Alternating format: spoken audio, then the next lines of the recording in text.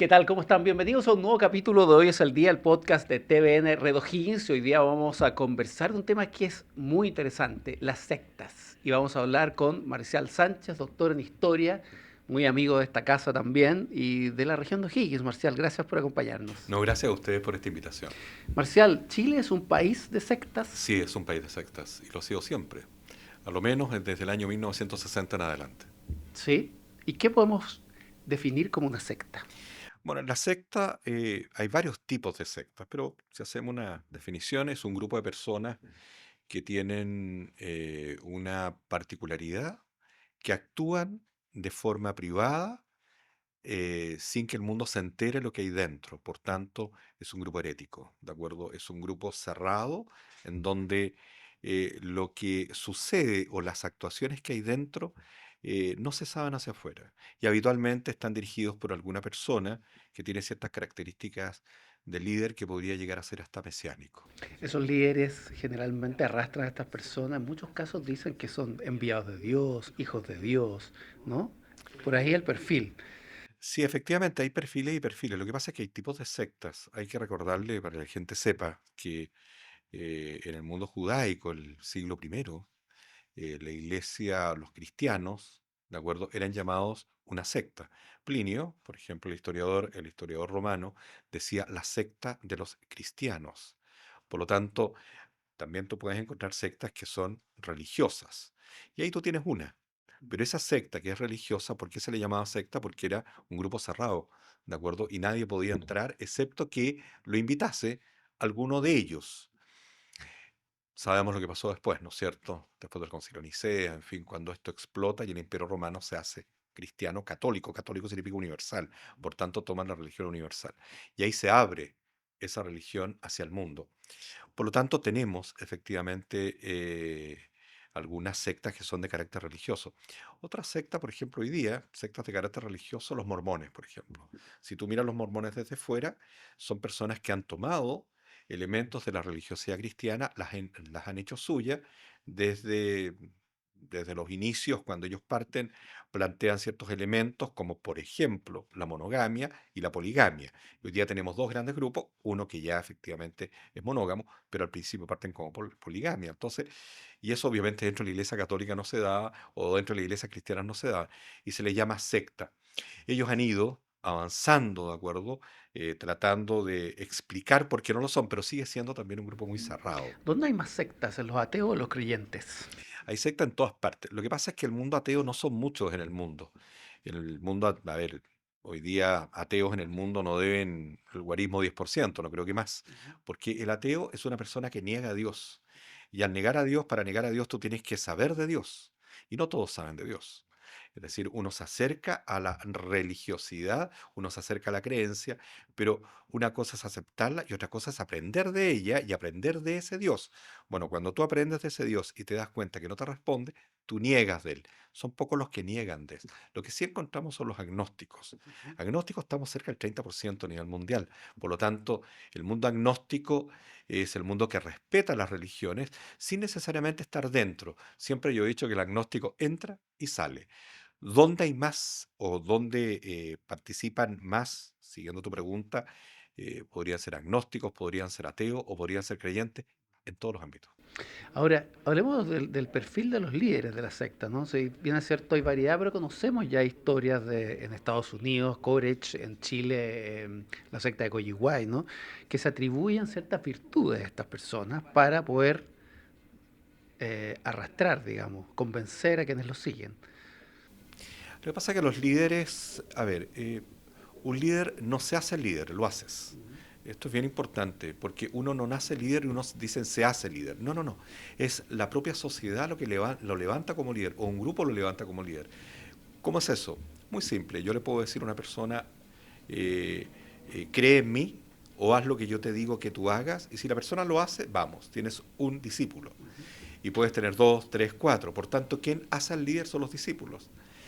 ¿Cuál es la gracia acá? La gracia es que son personas, algunos de ellos, Samson y otros, ¿de acuerdo? Son personas que tienen características bien particulares. Unos que son entes conocidos, personas conocidas, de acuerdo que aparecen en redes, por ejemplo, o aparecen en medios, y tienen una cierta ascendencia en cuanto a lo que dicen y cómo lo dicen y cuándo lo dicen. Esa ascendencia atrae, ¿no es cierto? Ese es un punto. Y los otros son más bien que no aparecen en ninguna red, pero van armando ellos su propia red de pertenencia. Cuando digo red de pertenencia es porque hay personas, de acuerdo, que lo hacen partícipe lo hacen partícipe de que la persona se sienta como líder y se haga partícipe de pertenecer a un lugar. Y ese lugar puede ser un lugar absolutamente privado, solamente para ellos.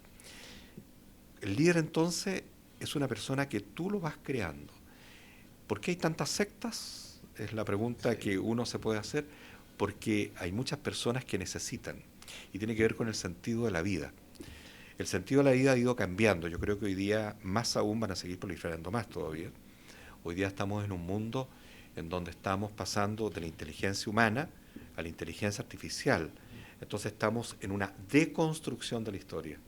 Y esa deconstrucción de la historia es porque estamos volviendo a construir la historia a través de la inteligencia humana y la inteligencia artificial. Tiene que haber un diálogo. De aquí a 10 años, ese diálogo tiene que ser lo más fluido posible. La pregunta es dónde queda lo espiritual.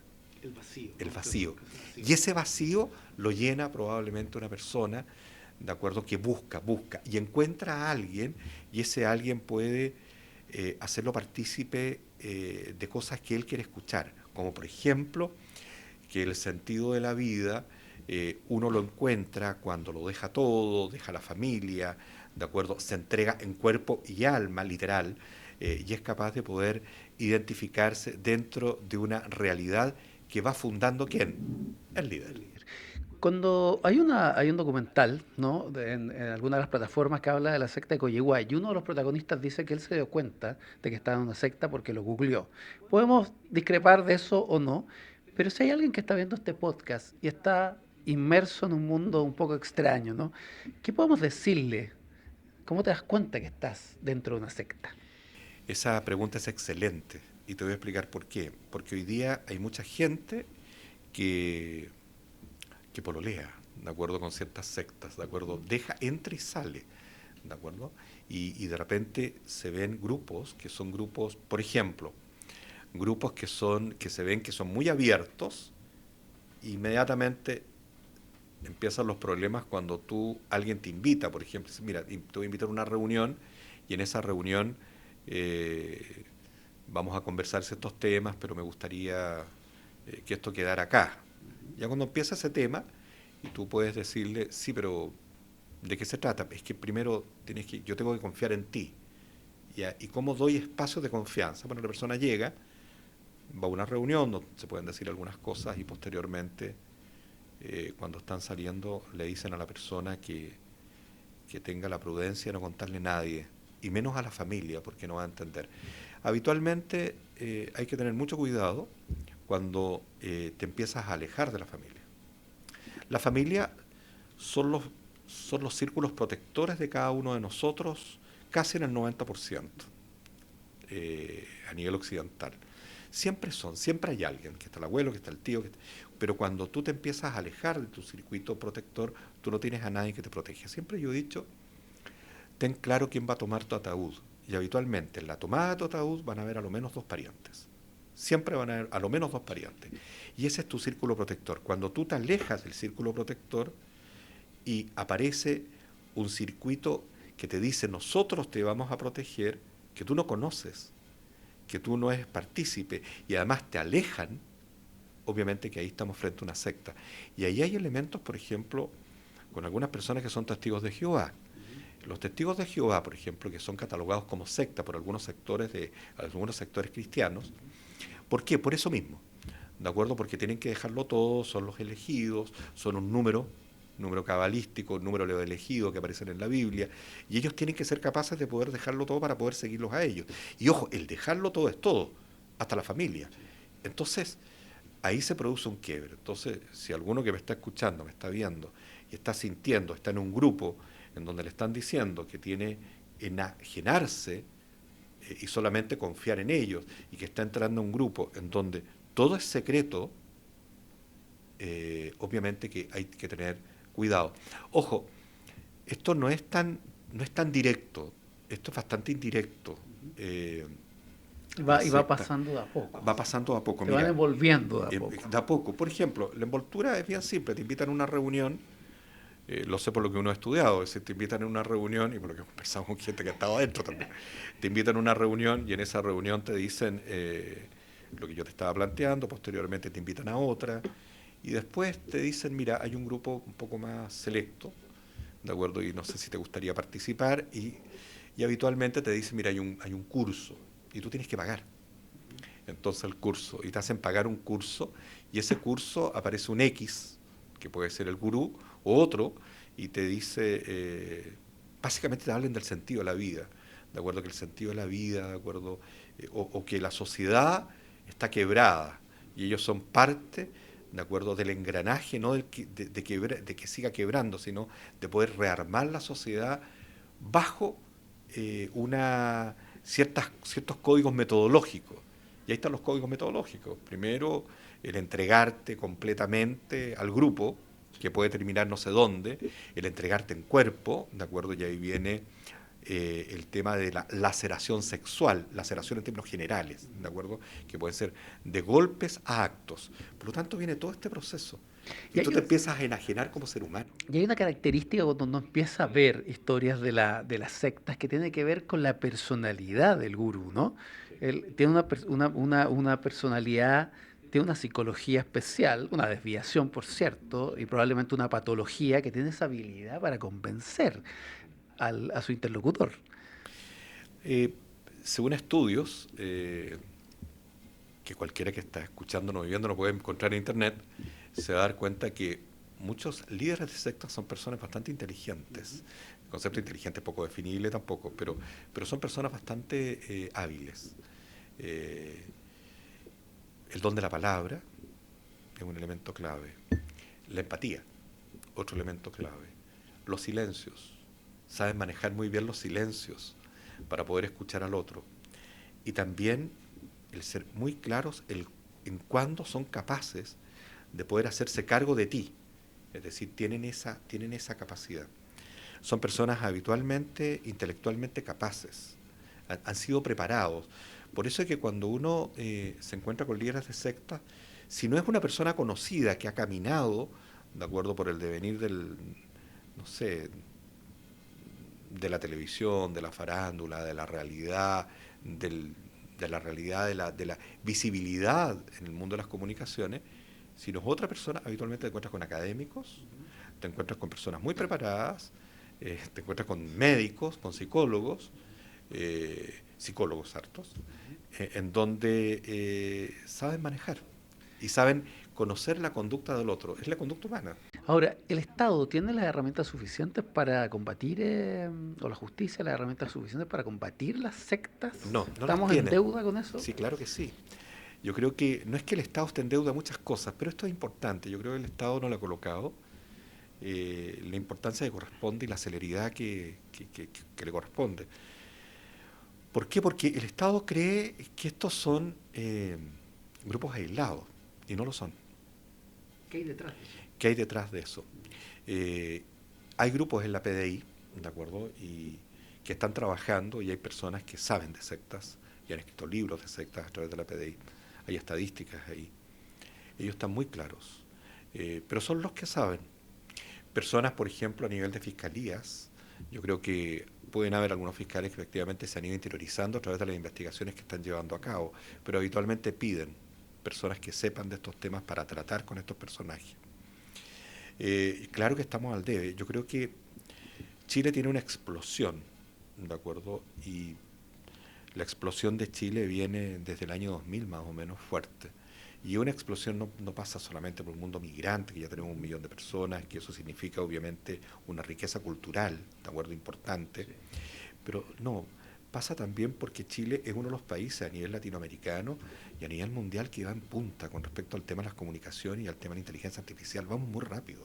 Por tanto, nos estamos quedando muy solos. Yo estoy convencido que Chile hoy día no es un país individualista, es un país de solistas, ¿de acuerdo? Hay gente muy sola.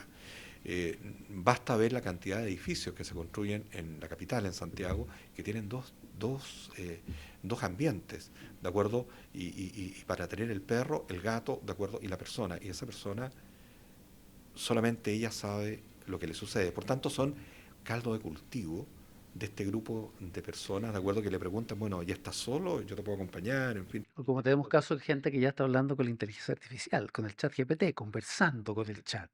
Ese es para otro programa. Yo creo que hay una... Lo que pasa es en serio, hay otro programa porque, eh, bueno, me ha tocado... va a salir un capítulo en un libro que tiene que ver con inteligencia artificial y diplomacia, ¿de acuerdo? En donde, en donde la inteligencia artificial no es que ha ido permeando la vida de las personas, ya te dije, hay una deconstrucción de la historia, hay un diálogo ya. Por tanto, a mí no me llama la atención que una persona que esté sola quiera conversar con alguien y le pregunta al chat y el chat le va a contestar. Y más aún se le coloca voz al chat, ¿de acuerdo? Y le pone cara además. Entonces va a tener una persona. Ahora aprovecho de preguntarte que estás acá y no es una pregunta que está muy alejada de lo que estamos conversando. Esta falta de rol de la Iglesia Católica en el país, en Chile, de alguna manera, porque la Iglesia tuvo un rol importantísimo en dictadura y posteriormente todas estas denuncias por abusos sexuales que han hecho que la Iglesia se ha ido alejando de la sociedad, de la comunidad, de las poblaciones, de alguna manera también refleja esa falta que tenemos, ¿no? Ese vacío que se está generando, que gente antes acudía a la iglesia, acudía a sus sacerdotes, acudía a templos, y ahora no, hay como un descrédito, ¿no? No hay una creencia, también eso nos impacta como sociedad, ¿no? A ver, no está lejos, porque no solamente la Iglesia Católica, yo creo que si tú tomas la estadística de la Universidad Católica y dice que el 70% creen en algo, en alguien, tienen fe, pero si seguimos con los guarismos y llegamos al 43, 48% de católicos, hace 20 años atrás tenías 80%, obviamente que hay una baja grande. Y sabemos cuál es la baja sin profundizar, tú ya lo planteaste, tiene que ver con los usos de poder, conciencias sexuales, que no lo decimos nosotros, sino lo dijo el mismo Papa Francisco a la Iglesia Católica chilena. Y eso obviamente que entra en un descrédito. El tema es el siguiente, que las sociedades sin espiritualidades estables son proclives a que estos grupos emerjan. Entonces, obviamente en Chile, en la medida que la Iglesia Católica se siga debilitando, o a lo menos que se mantenga establemente, ¿de acuerdo? O que las iglesias cristianas en lo general también se debilitan por varios temas, es decir, el tema del diezmo, que el pastor no sé dónde, que no sé qué, ¿de acuerdo? Y vamos escuchando en noticias, obviamente que eso va a provocar que este tipo de grupos vayan eh, apareciendo más grupos como estos, porque estos grupos son grupos de pertenencia. Mira, eh, conozco un caso, ¿de acuerdo? De un grupo que parte eh, jugando fútbol, Ujú. ¿de acuerdo? Y aparece un personaje X que empieza a tener más prominencia sobre el resto y se arma una secta. Son grupos de pertenencia Ujú. y esa secta existe. Ahora, y con esto quiero terminar, que tú sabes mucho de eso. ¿Cuál es el rol, más allá que uno crea o no crea en la existencia de Dios, de Cristo, lo que sea? ¿Cuál es el rol en el ser humano, de la espiritualidad? ¿Cuál es la necesidad de la espiritualidad en la historia de la humanidad del hombre, ¿no? Porque estamos hablando que estamos enfrentando un vacío, producto de lo que tú decías, y tú sabes de eso, la espiritualidad, ¿por qué ha sido tan relevante en la historia del hombre? Lo que pasa es que el ser humano es un ser racional, ¿ya? Eh, y también es un ser espiritual. Entonces, y te voy a explicar qué quiero decir con eso. Históricamente, cuando uno revisa la historia, estoy hablando del Neolítico, 11.000 años antes de Cristo, ¿de acuerdo? Eh, cuando aparecen los primeros rastros de templos, uno dice, acá hay algo. Entonces, ¿hay algo en qué? Que el ser humano siempre, cuando no ha tenido una respuesta a la luz de lo racional, ha buscado la respuesta a la luz de lo espiritual. Entonces, así aparecieron en el mundo griego los dioses, en el mundo románico los dioses, hasta que aparece el dios judío, de acuerdo a la espera del dios que va a ser cristiano. No es que los judíos estén respetando el cristianismo, sino que se entienda, sino ya aparece el cristianismo, y de ahí empieza un devenir, porque después aparece el Islam y vamos sumando religiones. Entonces, que las religiones además son un conjunto de personas, de seres humanos que han ido fundando a la luz de un pensamiento de un alguien, una tradición, ¿ya? Y efectivamente, ante eso, tú te encuentras con sociedades hoy día que se van construyendo más desde lo racional que desde lo espiritual. Pero ojo, que lo espiritual siempre está dentro del ser humano, esa es mi mirada. Y donde está siempre, está palpitando. Y ese pálpito de la creencia en la búsqueda de la respuesta, por ejemplo, de la muerte, el ser humano le cuesta entender que después de la muerte no hay nada, y quiere creer que después de la muerte hay todo, y ese todo puede ser desde convertirse en otra persona o pasar a un estado, nirvana, qué sé yo, o hasta llegar nuevamente a vivir la resurrección, de acuerdo, de los muertos. Bueno, tengo toda esa respuesta. Y cuando yo no tengo las respuestas desde lo racional, busco el elemento espiritual. Y ahí es donde se van conjugando. Y ahí aparecen personajes muy interesantes de observar, por ejemplo, San Agustín de Hipona, que te dice que uno, para poder creer, tiene que pensar, tiene que... Yo tengo fe en la medida que yo razono, pero la única forma de poder razonar es saber que yo existo. Y ahí entra Descartes, por ejemplo, después cuando te dice, pienso, luego existo, pero Descartes no niega a Dios, lo deja ceteris paribus, lo deja constante. Y ahí puedo seguir avanzando hasta llegar a lo existencialista, de acuerdo, donde tú tienes desde el mundo ateo al mundo cristiano, en donde dicen, lo más importante es que el ser humano sepa que existe. Y no es que mirarte al espejo, no, saber que existimos y ocupamos un espacio vital. Y ese espacio vital va conjugándose. Y ahí tú puedes conjugarlo a la luz de la creencia o no la creencia. Y esa es la gracia de la libertad y del libre albedrío importante del hombre occidental. Nunca olvidar que solo en Occidente se da que los seres humanos niegan a Dios. En el resto no se puede y Excelente no se debe. reflexión. Excelente reflexión para terminar, Marcial. Muchas gracias. Y esto da para seguir conversando, por supuesto, en otra oportunidad. Te agradezco esta conversación. No, gracias a usted y muchas gracias por la invitación y aquí estamos disponibles.